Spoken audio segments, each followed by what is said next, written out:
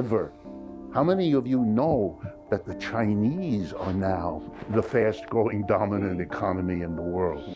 Actually, no, they're not. The Chinese economy is now flat. The US economy continues to grow.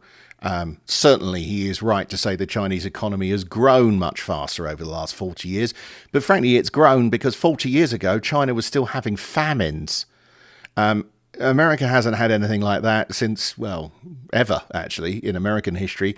So, sure, when you're already big, growing by a few percent doesn't look as impressive as when you're small and growing by a huge percentage. But two things to consider. One, the US has always been and continues to be a far larger economy than China's. And secondly, the Chinese are coming up from basically nothing. Oh, and I suppose a third one is the Chinese economy really should be much bigger than the US is. After all, they've got 4 times the population.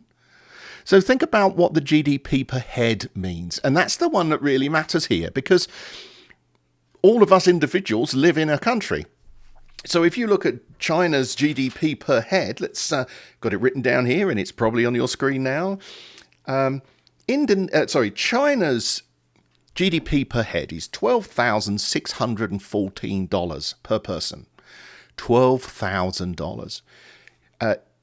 Taiwan, which remember is where the nationalists went from China after the Civil War of China, theirs, because they took up the capitalist system, theirs is $33,000.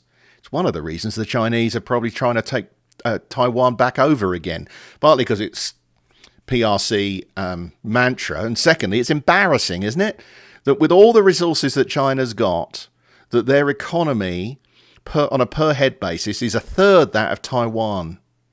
Oh, and by the way, if you want a real measure of this, the United States, $82,000 a head. It is literally 7 times bigger. So all this nonsense about China's catching us, no, it's not. It's not even. It's $9 trillion a year smaller than the US economy, and it's stopped growing. We're not.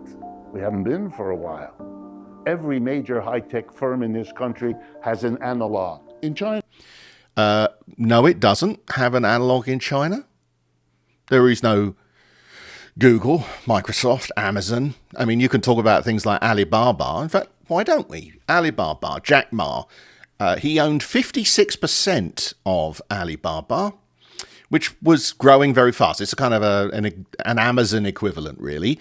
And then suddenly, he said some things about the Chinese government, which were very lightweight, by the way. But he said some things about the Chinese government, and then he disappeared. This was the richest man in China. He was worth something like $50 billion or some absurd amount of money. And then he disappeared. And then 6 months later, they find him living very, very quietly in Japan.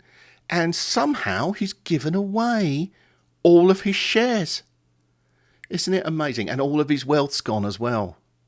So when they talk about the capitalist society, the Chinese will run a capitalist society right until the point where you get important enough and have too much power and you threaten the PRC, at which point you are disappeared. Even the richest man in China disappears. Let's see what Professor Wolff has to say about that. Oh, I think we know the answer. Nothing.